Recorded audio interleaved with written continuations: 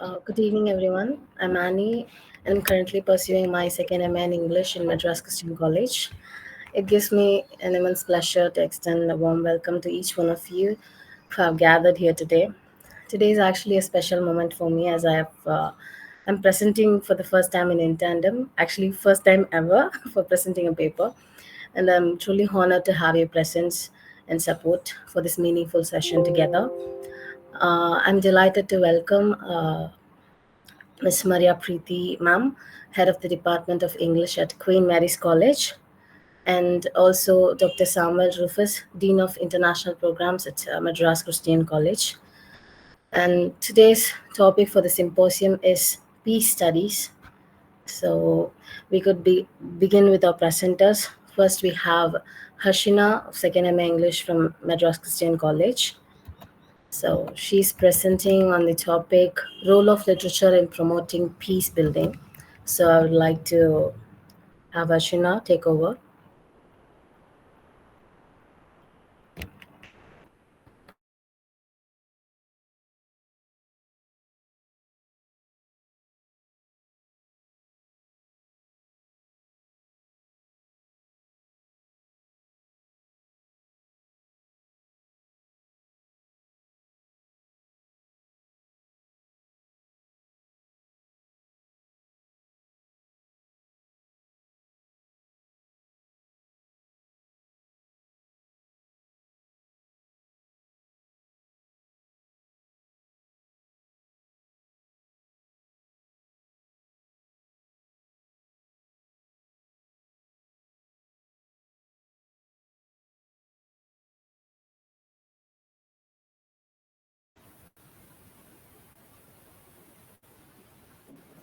Shall we start?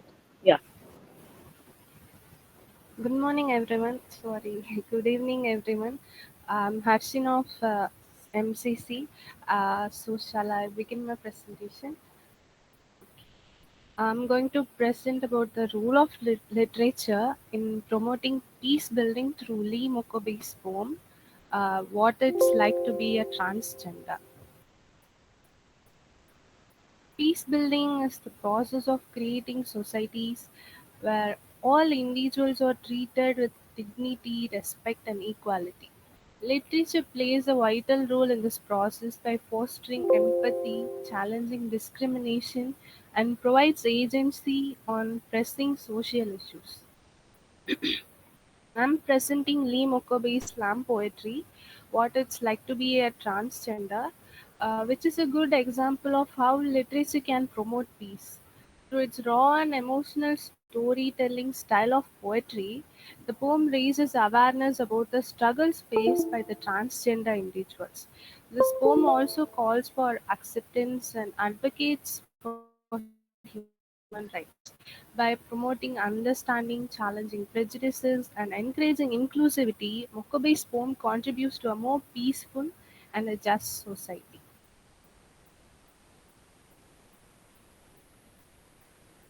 Just a minute.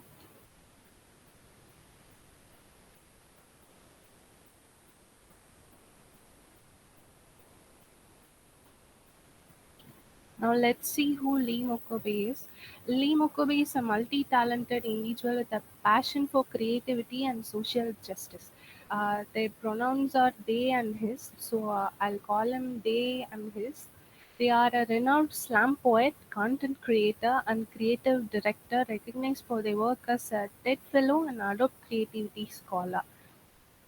As a black transgender immigrant, they actively advocate for LGBTQ rights, sharing their experiences through writing and public speaking.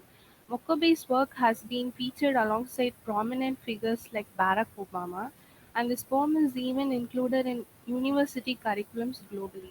Currently, they are co-founding the Other Street, a platform showcasing marginalized voices in Africa through storytelling and advocacy.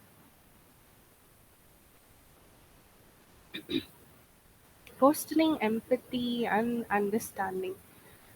This is one of the most significant ways this poem promotes peace. by humanizing the transgender experience. Mukobe shares personal struggles with gender identity, rejection, and self acceptance, allowing audiences to connect with the story to an emotional level. For example, the lines from the poem: "No one ever thinks of us as human because we are more ghost than flesh, because people fear that my gender expression is a trick." These lines highlights how transgender individuals are often dehumanized to a ghost and misunderstood for being who they are. By presenting these experiences in a deeply personal and poetic form, the poem encourages listeners and readers to see transgender people as real feeling individuals rather than as an abstract concepts or stereotypes. Uh, Through these lines, we can see that this poem helps in reducing discrimination, and this expresses the struggles of marginalized communities. They are more likely to support policies and social changes that promote equality. The next slide is about challenging discrimination and promoting inclusivity. Sorry,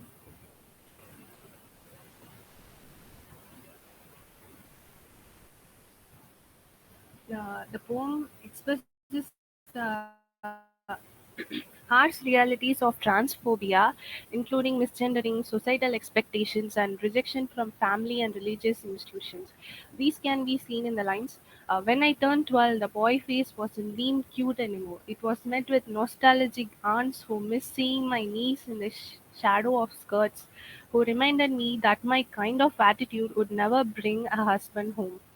These lines highlights how transgender individuals are often forced into gender roles that they do not align with their true identities.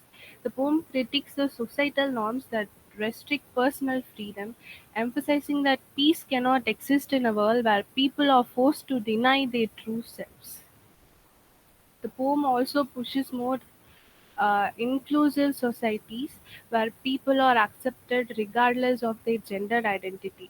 Inclusive societies actually can reduce violence and marginalization, leading to greater social stability and harmony.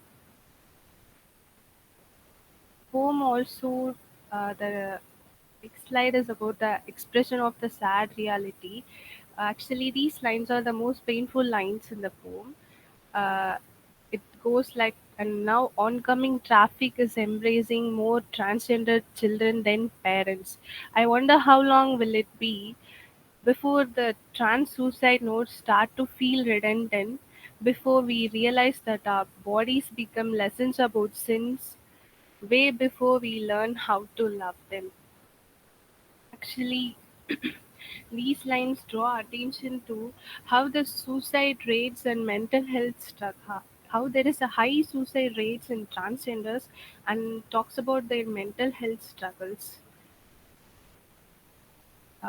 This heartbreaking reflection shows the emotional toll of societal and familial rejection on the transgender individuals, and especially children.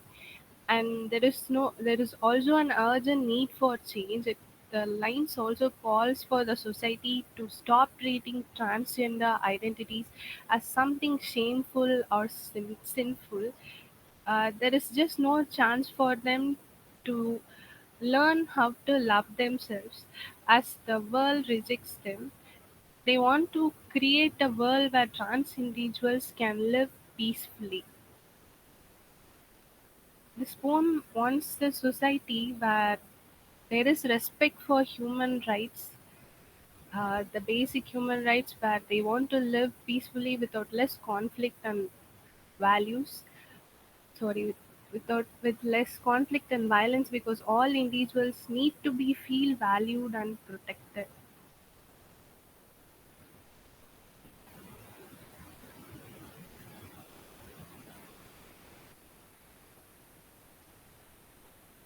The next slide is about promoting self acceptance and inner peace.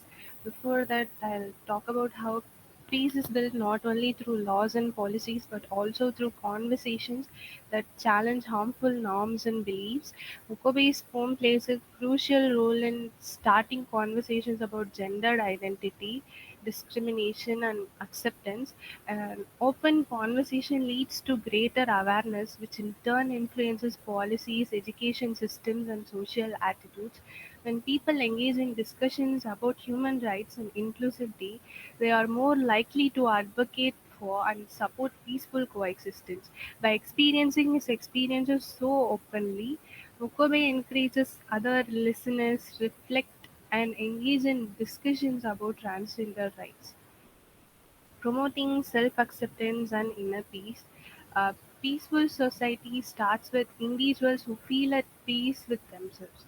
The poem addresses the struggle of self-acceptance, particularly in the context of religion, family, and societal rejection. The lines, "My prayers are now getting stuck in my throat. Maybe I'm finally fixed. Maybe I just don't care. Maybe God finally listened to my prayers." These lines highlight the spiritual and emotional pain caused by being told that one's identity is wrong or being who they are is wrong. However, the poem also offers a sense of empowerment and resilience. Despite the struggles, the poet finds a way to embrace themselves through poetry. Self acceptance leads to greater mental well being, reducing the risk of self harm and promoting a sense of belonging in this world among other individuals. When individuals are at peace with themselves, they contribute positively to their communities rather than feeling isolated or marginalized. Lee Mokobe's poem, What It's Like to Be a Transgender, is a powerful example of how literature can contribute to peace building. Uh, Literature and poetry are powerful tools for shifting societal attitudes toward a particular community or group of people. Literature also allows people to understand others' perspective, which they may not have encountered before. True peace is not just the absence of war, but the presence of justice, equality, and freedom for being who they are. Mukobe's poem reminds us that peace can only exist when every person has the right to live authentically with a feel of inclusion rather than the fear of getting rejected, humiliated, or isolated. That's the end of my presentation. Um, Thank you for the opportunity to present my paper. Thank you, sir. Thank you, ma'am.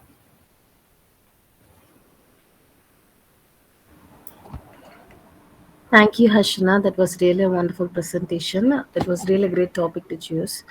If anyone has any opinions or any questions to ask, we can Yes, proceed. like Dr. Preeti has rightly said, it was a wonderful presentation. And I would say she has highlighted a very key point about humanizing the transgender experience, promoting harmony, because literature teaches us empathy. And so humanizing the transgender experience, now it is like demonizing them. When you demonize them, it doesn't teach us empathy. So humanizing the transgender experience helps us to dismantle these harmful stereotypes, prejudices about the transgenders, and thereby helps us embrace them in empathy. And this is a wonderful point, I think, a rich takeaway we have. Instead of demonizing them, we have a wonderful humanizing that can promote a larger peace in society. Well done, Harshina. It was a wonderful presentation. This Thank you, concept of sir. being valued, being appreciated, being empathetic, not sympathetic, right? That feeling of stepping into the shoes of the other and being empathetic. Wonderful. It was a wonderful presentation, and I'm so happy that you presented your first paper in such a wonderful safe space. I should thank Dr. Preeti for creating this. I would call it a safe space for nurturing young minds like all of us, and giving us this wonderful opportunity. Good, Harshina. Keep it up. Thank you, sir. Thank you, ma'am. Thank you, sir, for providing the Hello, opportunity. everyone. Hello, Akka. I'm Shobna from First Time English MCC. This is not a question, this is just a comment. As you rightly concluded, it's not like peace is not just about the absence of war, it's about how we like humanize them and how we contribute to the peace building. I just would like to conclude by like this reminded me of the theme of our Nemosin, which was art will save us. And your presentation is really an extension of the theme, which is art will save us, because your presentation on the transgender experiences has saved us from uh, like centralizing humanity in general and empathy in particular. So I will say that empathy, like the empathy should be used as a tool to defeat something known as like defeat the a tool known as sympathy, and like thereby we will amplify, or we will what shall I say? We will recognize the sufferings of the transgenders, and also we will contribute to peace building. I also need to conclude by stating an observation from your presentation. You have also attempted how like peace building is not just about formulation of laws. It is actually formulation of law known as humanity. So let humanity always reign rather than using either sympathy or demonization. So this is what I would like to say. Thank you so much.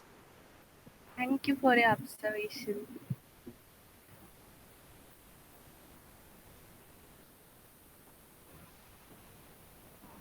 Thank you, sir, and thank you, Shobana. Next, we have Paulin Blessy from MCC to present her paper on the topic Maya Angelou's Human Family as a Blueprint for Peace. So, Paulin, can you take over? Yes. Good evening, everyone. I'll be presenting on Maya Angelou's poem Happy Family or Human Family. It always called as Human Family because in this poem she talked about mainly about the family which we surrounded with different human boundaries, borders, culture, traditions, but we all share the same common emotions and experiences. In that she highlights that we live in the world full of diversity, different races, cultures and traditions, but in the end of everything we share the common emotions and experience. And she always tries to be uh, themed as Hindu. Am I audible? Yes, you are. Yes, Yeah. Paulin, yes. In that she captures the idea of the poetry is we are more alike, my friends, than we are unalike. That she calls us as a friends because we we have different types of opinions, but at the end of everything, we are common in emotions. In if we win a cricket as a India, we celebrate. But we should step into the other side of the shoes and we have to see that whether they are facing the loss. But in social media, we'll be like we'll be so much of happy, but we are failed to appreciate their efforts and their type of play. And Maya Angelou. She is an American poet, writer, and civil rights activist. She also worked as a Martin Luther King Jr. and Malcolm X for raising her voice uh, against the non against the violence to fight for the justice and equality. While I'm reading this human family poetry, it was like Maya Angelou is telling me that you are only looking at the different. You are not looking at something that connected and peace. Her works are associated with race and identity, humanity, which also inspires people worldwide. Human family. It shares the observation the different people around the world, but it shows that deep down we all experience similar emotion. That we all have friends in different language, different culture, different traditions, and in so many ways we are different. But we are never failed to laugh together when we gossip or when we talk to each other. So this is togetherness. We can be more peaceful together. In this poem, I would like to talk about two things mainly. First one is, ma'am,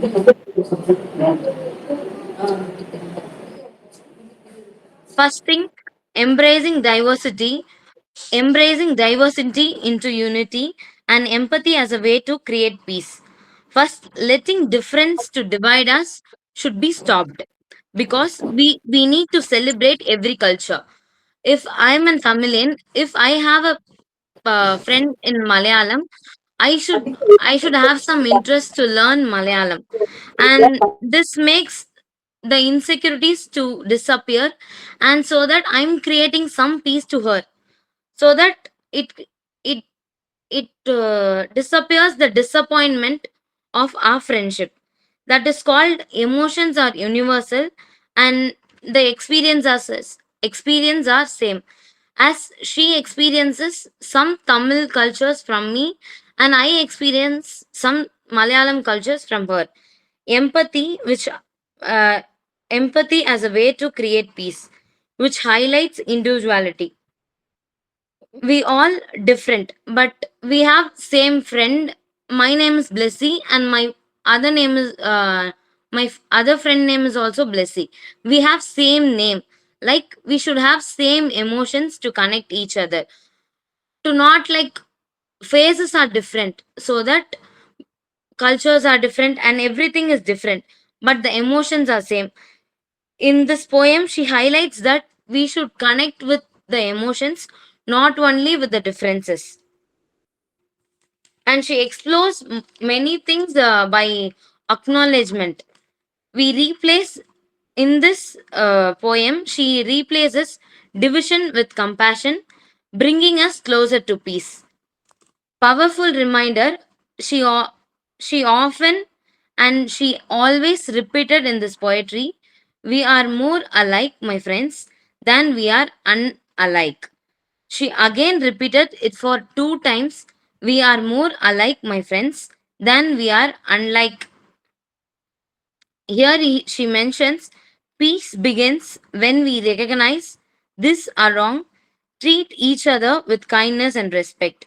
And finally, I would like to conclude that we choose humanity beyond borders, beyond race, beyond difference. We are already on the path of peace. So let not just hear these words, let live these words. Because in the end, we are not strangers, now we are friends and a big human family. Thank you.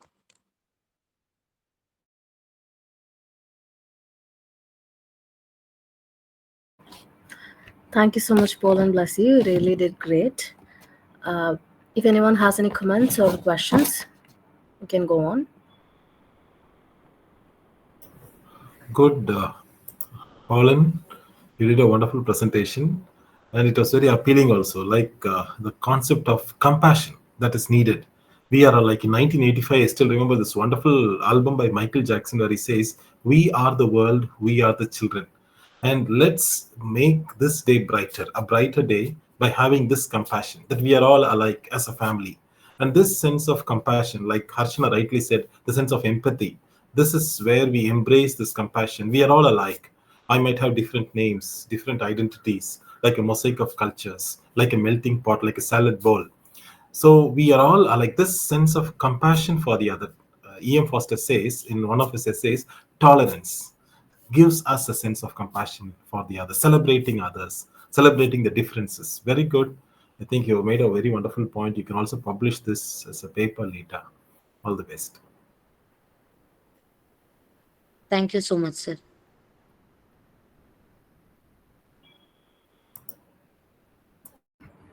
Thank you, sir.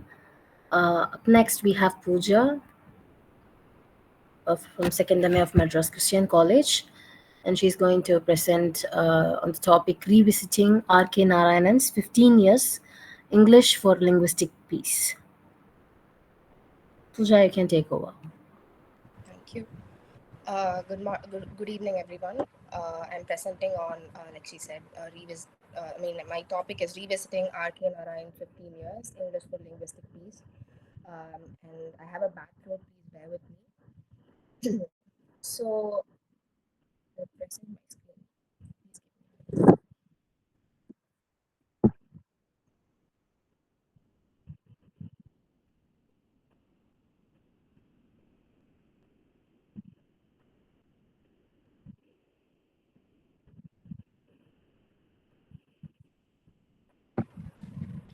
So, R.K. Narayan's 15 Years is an essay that presents a courtroom situation where English is personified as a person in guilt and also as a woman who's answering to the judge.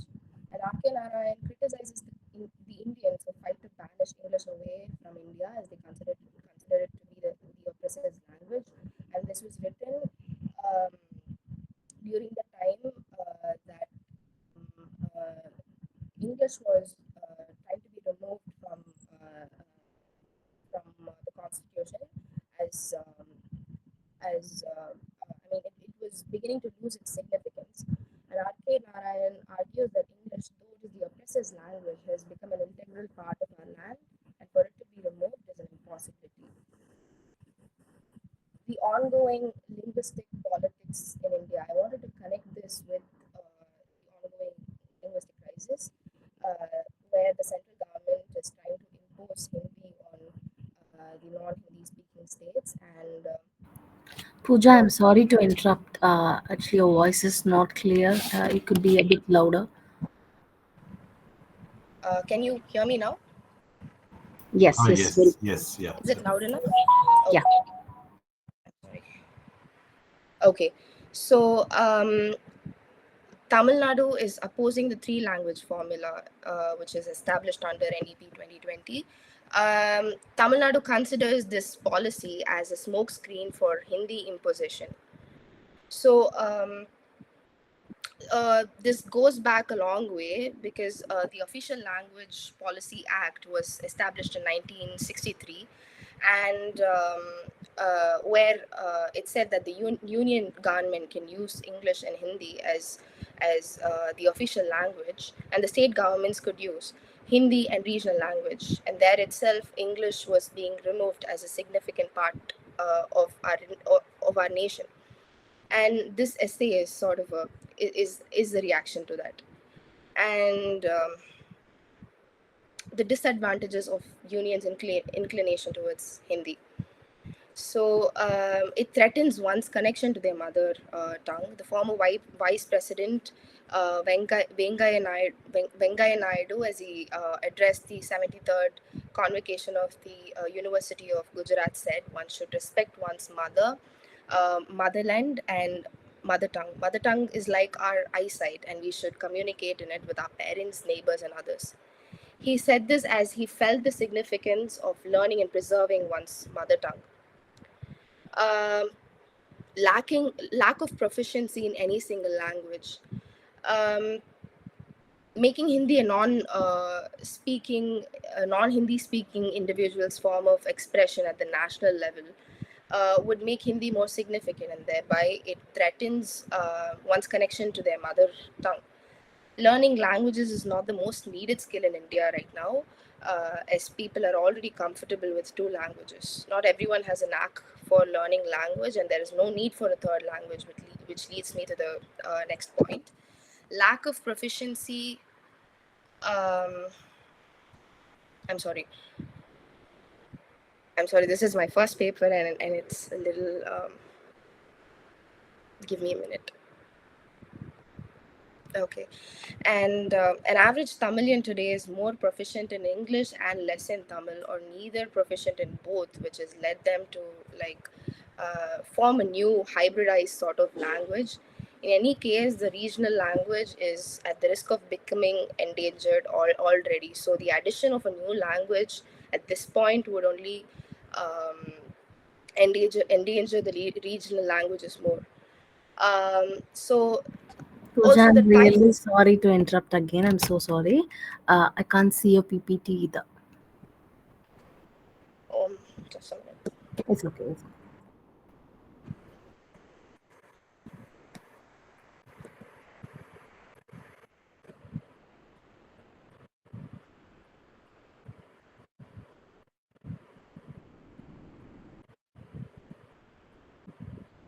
Can you see anything now?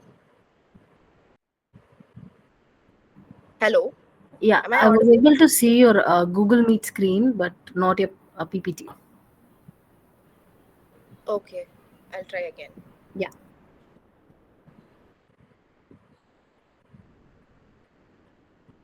How about now? Hello. Yes, I can see it now. Yes, yes. Now you can see Bhooja. Good. Thank you, Pooja. Thank you so much. Yeah. Um. Yeah. Coming back.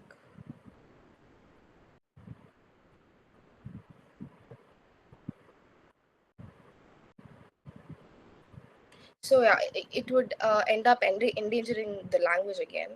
So the also the type of students who join the government school are people from mostly people from poor backgrounds. And according to Abraham Maslow's hierarchy of needs, only when the basic needs of an individual is met can she or he focus on self-actualization, which also involves achieving one's full potential. So this is the level where language learning also falls, and lack of cultural diversity due to weakening of its roots.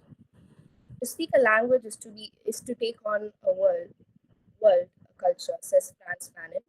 Language carries culture, and hence when a particular language is forced on a majority, it turns into a melting pot culture where the distinctions could disappear. And the archives in regional language and in English um, will disappear in a certain period of time. The indigenous knowledge systems preserved in regional language could become futile as the future generations will not be proficient in any single language. Um, Further, the state autonomy is violated. The central government denying the educational funds, which comes under the Samagra Shiksha Abhiyan, violates the state's autonomy, and this is not true democracy. And it will also lead to a biased governance, a central government being slanted towards one particular language will end up making decisions that are lopsided. English as a harmonizing language. By repurposing the master's language, Indians have managed to bring out their side of the story. So one of the most popular arguments that people who are um, uh, by the Hindi separatists is that English is the language of the oppressor. So it may have been the language of the oppressor, but we used it to communicate to the world our side of the story. It allowed us to rewrite our history by affording us a wider audience. Um, and secondly, in English has stayed with Indians for more than 200 years. I think it's become 300 years right now, and it's become an integral part of our identity. So even an uneducated person in India can speak broken English. So why learn an unfamiliar language when there is already an existing solution for the linguistic challenges? And English has now become the universal language. Um, English is spoken globally, so it already, like I already said, it already solves the language problem. Um, and R.K. Narayan never saw a full stop to the English language, as can be seen in the way he finished his essay. 15 years from what time? He asks. So the author proves that even today, Indians in every state communicate with each other with the help of English. Even today, many years after independence, English is essential for communication between interstates. No language, including Hindi, cannot take the place of English in communication between states in India. He envisioned English to be serving as India's cultural connector. So the peace building strategy here would be the adoption of English as the official language of India, so that we can embrace diversity at peace. Thank you.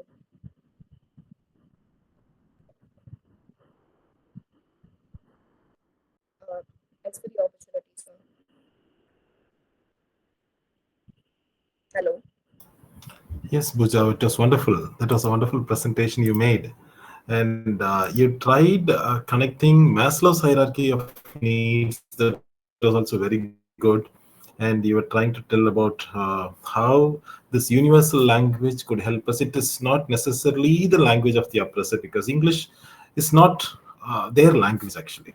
So it is not the oppressor's language, because it came even before them. Even the English were actually settlers there. They were not the original inhabitants.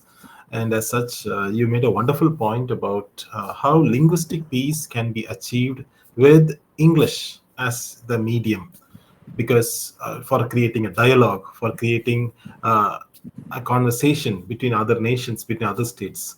All these years, English has been guiding us. And so that way, why do we have to replace with something else? And the archives, everything of the archives will be lost if we do dispense with the English language. You presented a wonderful, it's a very different alternative that you have presented, linguistic peace through language. Wonderful. Very good. Congratulations. Yes. Thank you, sir. Thank you, sir. I'm so sorry, Pooja. The last bit I couldn't hear you. I'm sorry. It was really a great presentation. Thank you so much.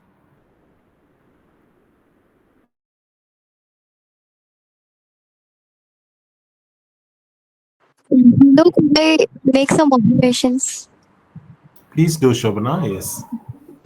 Uh, uh, uh, for both Paul and Akka and Pooja Akka, I like you made me understand the concept of defamiliarization, because like every research paper is always contributes to a transformation. Like that is what makes a difference to the society. So the way in which Paul and Akka redefine the concept of family, through which I could understand how humanity should be at home like more than anything else, and the way in which Pujaka also redefined our perspective on the universality of English as a language. So you, like both of you made me think about these concepts in a different light, and there lies the uniqueness of paper presentation, and there lies the uniqueness of conferences which are hosted uh, in the colleges. So, wishing you all the best and continue to present more papers.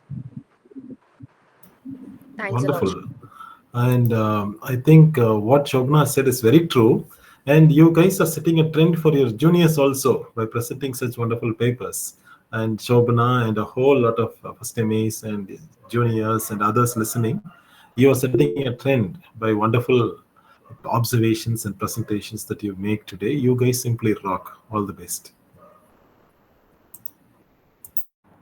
Thank you so much, Shobana and sir. So it's time that I present my paper. Unfortunately, I don't have a PPT, so sorry for the inconvenience. Am I clearly visible and audible for everyone? Yes, you are, Annie. Very Thank you. clear. Yeah. So, good morning. So, again, I'm Annie, second MA English from Madras Christian College. And today I'm going to present on the topic the foundation of family peace, prioritizing postpartum mental health.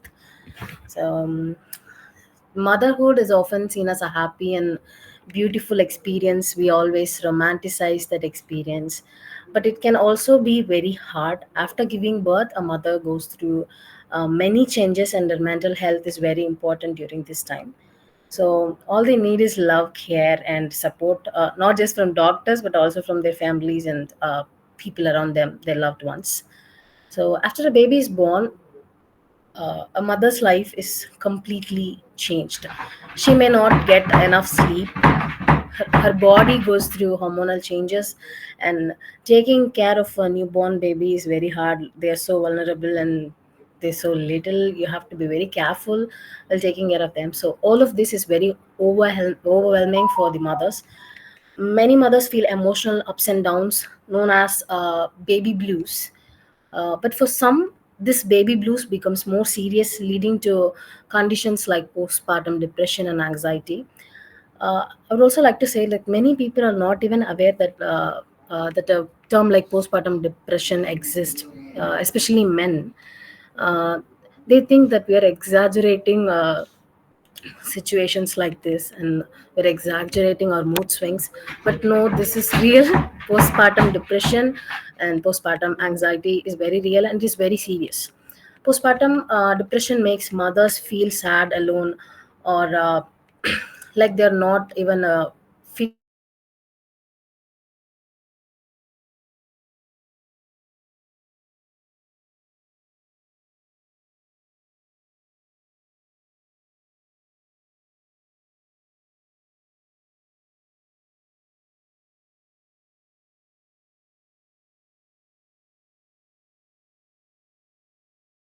Annie, I think we have lost connection, or your voice is not audible.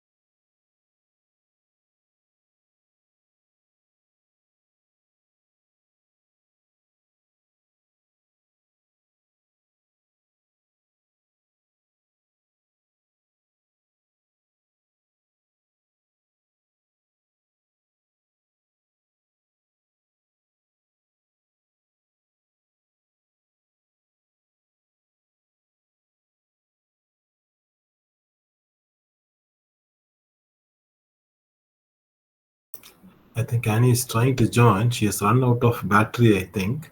So she'll be joining anytime now. And in the meantime, we really appreciate all of you who presented your papers.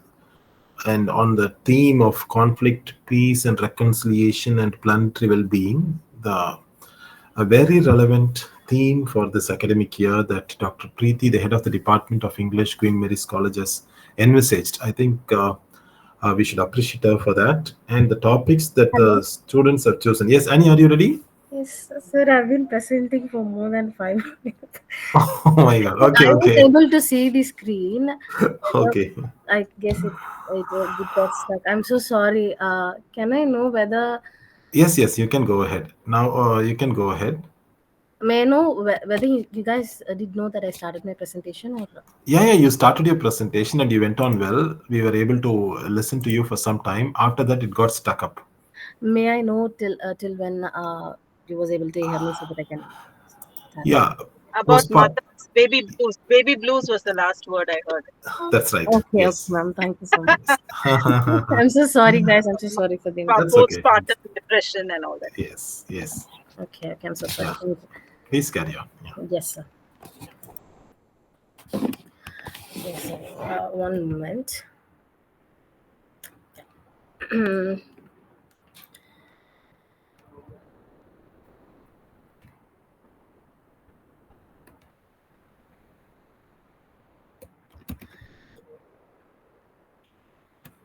Yeah, so many mothers they feel emotional ups and downs known as baby blues, but for some it becomes more serious, leading to conditions like postpartum depression or anxiety.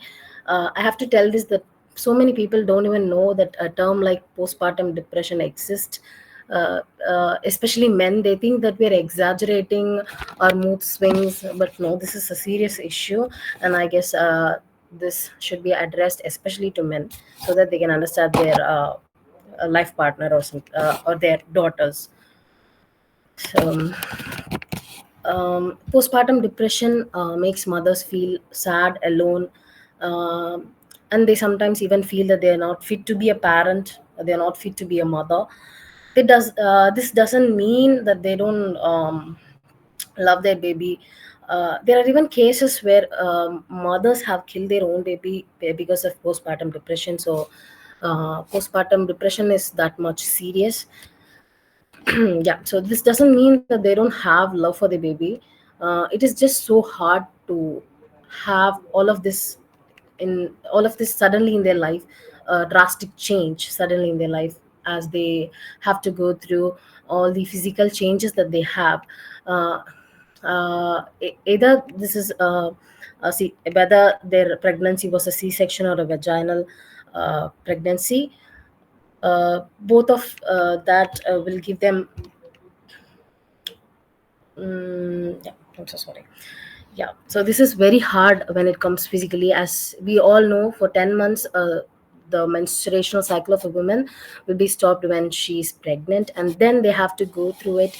And it feels like the 10 months was very happy, and there were no menstrual cycle, and then they have to go through that. They have to take care of their body. They feel so stressed out, they feel pain all over their body.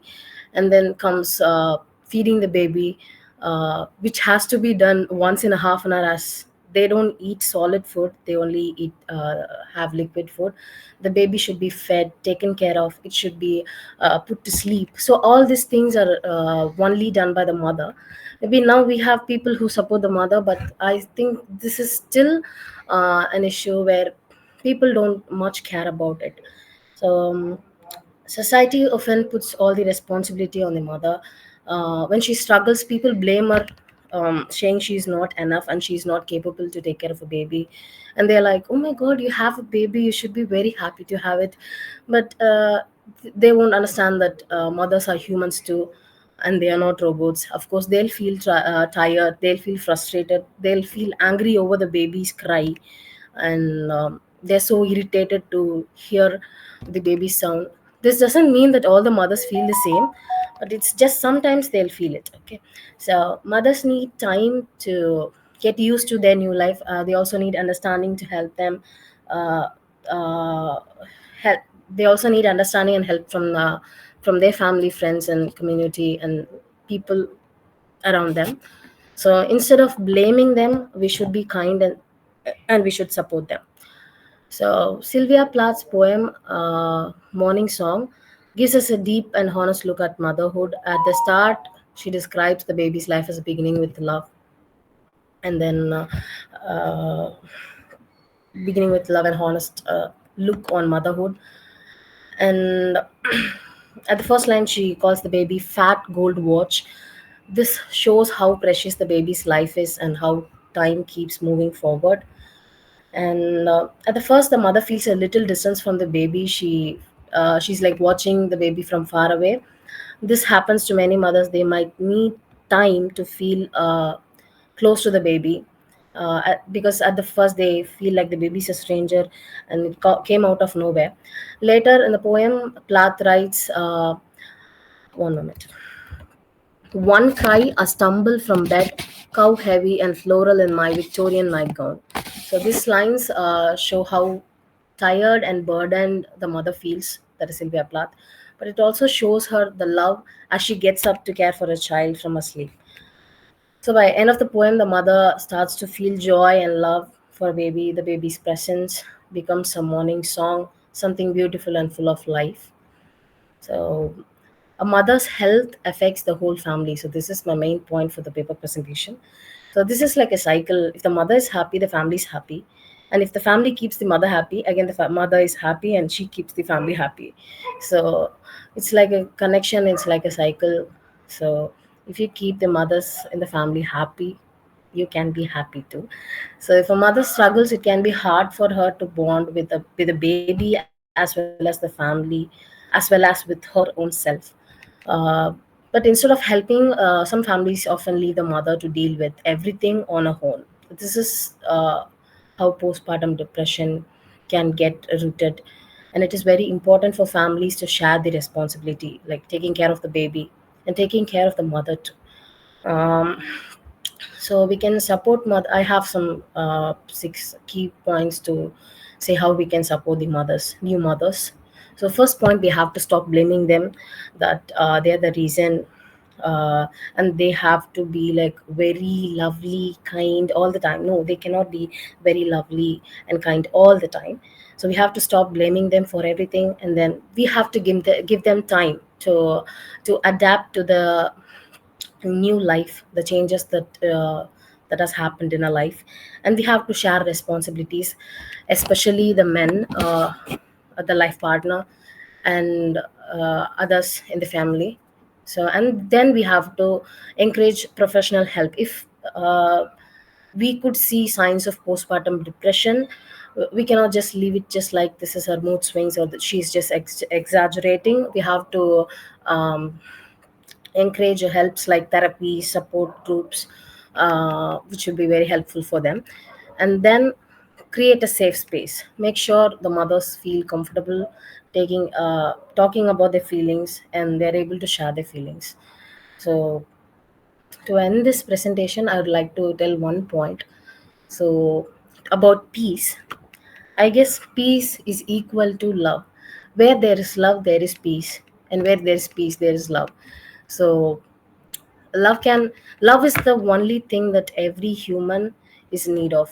uh, like we need food and water too, but more than that, whatever we have, love is the only thing that can make a person feel happier, that can keep us in peace. So spread love, uh, be kind. So I'd like to end my presentation with that. Very good, Annie. I just wanted to post a quote in support of your statement by Sigmund Freud. He says, I have found that people who know that they are preferred or favored by their mothers give evidence in their lives of a peculiar self reliance and an unshakable optimism, which often bring actual success to their possessors. That means he advocates strong mental health of the mother can foster self confidence and optimism in the children and subsequently in the family. So, you've got a very wonderful statement about family peace, how the mother's health, especially postpartum depression, how we need an empathetic heart and not to hurt her. I hope, especially the men are listening, right? Not to hurt them and be empathetic to them. This is very important for maintaining family peace, because family peace starts with the mother. If the mother's mental health is good, the children subsequently have strong sense of optimism, confidence, and a positivity on them. Very good points you said, Annie. It doesn't look like your first paper; it looks like your second or third or fourth paper. You made it so well. All the best. Thank you, sir. Thank you so much, sir. So if anyone else wants to give any comments or any questions, they can go on. Hello, uh, could I go now, or is anyone? Yes, yes, please Yes, go you ahead. can. Please go ahead. Hello, Akka. As far as my observation is concerned, you have handled the most sensible issue, which is considered either as merely sensitive or it is associated with exaggeration. And I also need to state how you connected the happiness of an individual, influencing or creating either creating a great impact on the family. It's like uh, unless you sow a particular, like unless you choose a particular land for the cultivation of a crop, like how some crops will grow only on a particular land. It's not possible for all the crops to grow in either arid land or alluvial soil. So it's like the land is Land should be suitable for the cultivation of crop. Only then the crop will grow. Similarly, your presentation made me understand that the happiness of an individual will definitely cultivate a sense of belonging, or vice versa. Uh, and another observation which I need to make from my understanding is like my understanding of conflict, trauma, and peace. Actually, we had a paper known as conflict, trauma, and peace, which was handled by uh, Phoebe ma'am, Albert sir, Rufus sir. One of the points which Phoebe ma'am said is conflict is an opportunity for change, or change is an opportunity for conflict. And how we take the change forward, like is the change, does the change take us in a positive light or in a negative light? So that is the thing which we need to reflect. So I would like to end by stating how conflict, which becomes an opportunity for change, leads us either for the betterment or for the worse. This is just a note of reflection. Thank you. Because I don't have an answer for this. Thank you so much, Shobana. It means a lot to have your comments. Thank you so much for your suggestions and comments. And I guess we are done, all four of us, and it's time to end the meeting. I would like to thank Maria Preeti ma'am once again. Thank you so much, ma'am, for this opportunity. This is the first time presenting, so we had a really nice time. We were a bit nervous, all four of us, but we are happy that we have had this platform to present our papers. And I also thank Dr. Samuel Rufus. He encouraged us to present papers, so I must thank him for that. And I also thank Nishi Niveda of Queen Mary's College. I don't know whether she's in the call. She was very supportive and she was very kind. And Shobana, thank you for your suggestions and comments. It was really nice and it means a lot. It gives happiness. I'm just blushing. Thank you so much, everyone. Thank you for joining. So we could, Thank you, everyone. Yeah, we yeah. can, call it a day. Congrats, everyone. You made the day very memorable. It didn't look like it was the first paper for all four of you. And I think Dr. Preeti has a very good suggestion. You can explore the concepts of positive peace and negative peace. That's a very good suggestion from Dr. Preeti. You can maybe continue on this later also. Okay, sir. Right? So, very good, all four of you, Paulin, Bhooja, Harshina, and Annie. Cheers to you. We'll wind Thanks. up. Thank Thank you. you, Thank sir. you, everyone. Bye bye. Thank you. Thank you, sir. Welcome, Shobana. Bye bye.